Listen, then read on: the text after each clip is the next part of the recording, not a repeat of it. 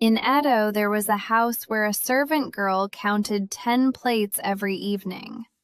One night, there were only 9. She counted them again and again, and I am not sure she has ever really stopped. Tonight, I'll tell you a story from Japan. It begins in a house behind a high wall, with a girl who was careful with everything she touched. In Edo, there were streets where the houses did not look at you. High walls, long roofs, gates that stayed closed all day. Bancho was one of those places. Samurai lived there, in houses too large for the people inside them. And in the garden of one of those houses, there was a well. Round, dark, older than the house around it. In the daytime, no one thought about it. It was only a well. A girl named Okiku worked in that house. She had come there young, the way girls did, carrying almost nothing. She swept the wooden floors in the early dark. She carried water. She learned which boards made noise and stepped around them. The seasons turned over the roof. Plum, then rain, then snow against the paper doors, then plum again. She grew from a small girl into a young woman inside those walls, and the house never seemed to notice. She was careful with everything she touched. That was the thing people remembered about her, later. The house had 10 plates. They had come from far away, on a ship, through hands that never touched Japan. White, with blue painting on them, thin as a fingernail. The master's family had owned them for 3 generations. They were worth more than the house. They were worth much more than Okiku. Every evening she opened the cabinet and counted them. 1, 2, 3, all the way to 10. Then she closed the doors and went to bed. It took less than a minute. She did it for years. The master of the house was called Aoyama. He was a samurai, and he had the kind of face that gave nothing away, which people mistook for calm. At some point, and no one could say when, he began to watch Okiku. Never openly. He would be standing in a doorway when she passed. He would still be there when she came back. She started taking the long way through the garden. Then she started counting the plates a little earlier, so she could be gone before the house went dark. He asked her one evening, in the corridor with the lamps already lit. He did not raise his voice. He made it sound like a small thing, almost like a favor. She said no. She said it kneeling, with her forehead low and her voice steady and polite, the way she had been taught to say everything. She did not argue with him. She simply did not say yes. He looked at her for a while, then he told her to go. He asked again. And again after that, each time a little quieter, each time with a little less patience underneath it. The other servants noticed how the air in a room changed when he walked into it and she was there. They noticed and they said nothing, and they found reasons to be somewhere else. Okiku kept sweeping. She kept carrying water. In the evenings, she opened the cabinet and counted to 10, and the counting was the only part of the day that stayed the same. On a night in autumn, Aoyama went to the cabinet himself. The house was asleep. He opened the doors quietly, the way a man does when he has already decided. He lifted one plate out with both hands. He was careful with it. He was careful with it the whole way across the room. Then he wrapped it in cloth and put it somewhere no one would ever look, and went back to bed and slept. The next evening, she opened the cabinet the way she always did. 1, 2, 3, 4, 5, 6, 7, 8, 9. Her hand stopped in the air where the 10th should have been. There was a shape in the dust where it had stood, a clean circle with nothing in it. She counted them again. 1, 2, 3, 4, 5, 6, 7, 8, 9.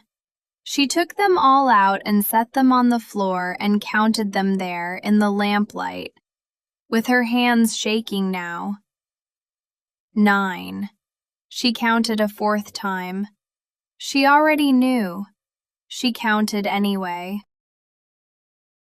She looked for it all night, under the floorboards, in the kitchen, in rooms she had no business being in.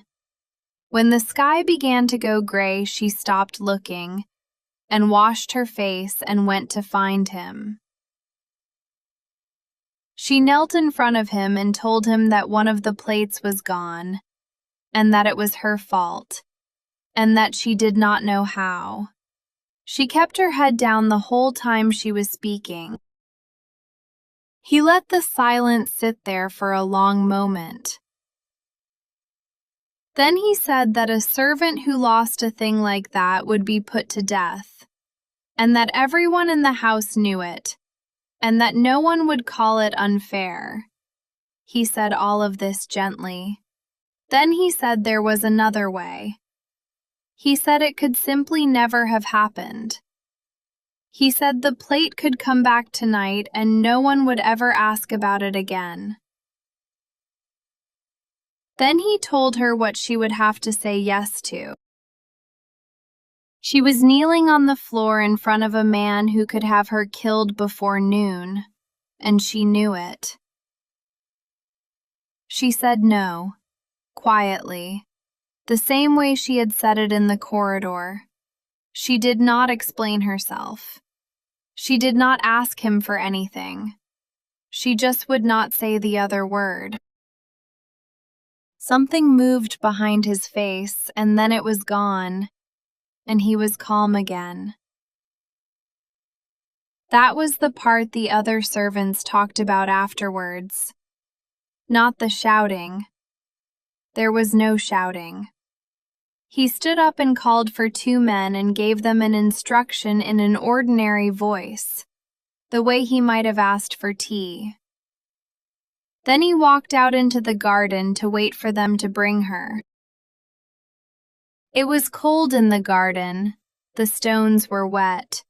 The moon was somewhere behind the roof. The well stood where it had always stood, and she must have walked past it 10,000 times without once looking at it. She looked at it now. She did not say anything. Neither did he. What happened at the well took very little time. There was the sound of water far down, in a hole that shape makes deeper. Then the sound after it, which was nothing at all. The 2 men went back inside. Aoyama stood there a while longer, and then he went inside too. By morning, the garden looked exactly the way the garden always looked. The next night, the house woke up. It began as a sound so small that everyone who heard it decided it was the wind or a cat or their own blood in their ears. It was coming from the garden. It was coming from low down. It was a woman's voice, thin and patient and very tired, and it was counting. 1, 2, 3, 4, 5, 6, 7, 8, 9. And the sound that came after 9 was not a number. It went up, and it did not stop where a voice is supposed to stop, and it went through the paper doors and the wooden walls and into the rooms where people were lying with their eyes open. Then the garden was quiet. Then it started again at 1. She came every night. The servants stopped sleeping, then they stopped staying. They left one at a time with excuses and then without excuses, and the rooms they left behind stayed empty. Dust settled on the floors Okiku used to sweep. The garden grew over. Neighbors crossed to the other side of the street rather than walk past that wall after dark, and the gate stayed shut all day, and the house went on standing there with its high wall and its long roof. And inside it, every single night, someone counted to 9. Aoyama stayed. He was a samurai, and there was nowhere for a man like him to go, and perhaps he thought it would stop on its own. It did not stop. He lay in the dark and listened to her come up out of the water, and after a while he found that he was counting along with her without meaning to. 1, 2, 3. He would reach 8 and put his hands over his ears, and it made no difference at all. There are different endings to this story. In one of them, a priest came. In others, he is only a man who lived nearby, who could not stand the sound anymore. Either way, he came at dusk.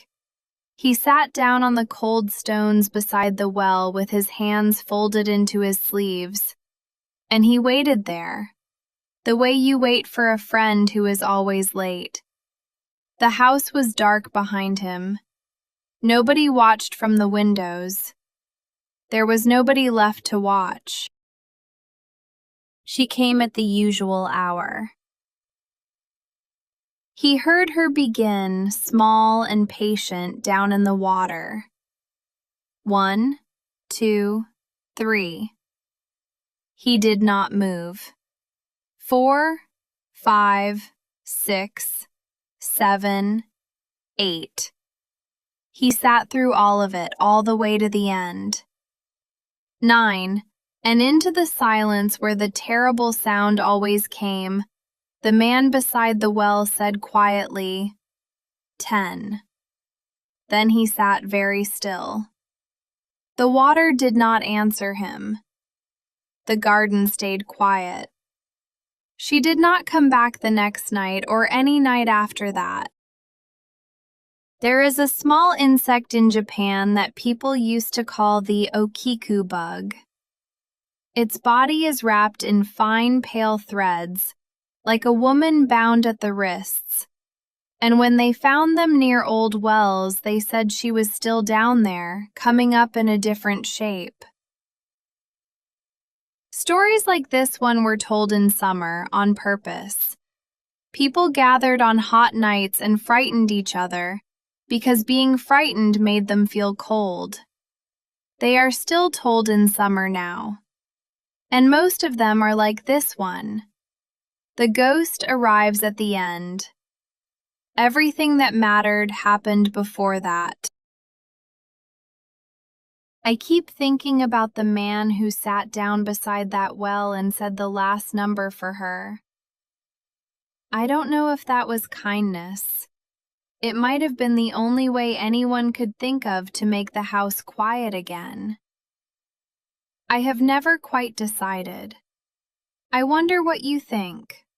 What about you? Good night.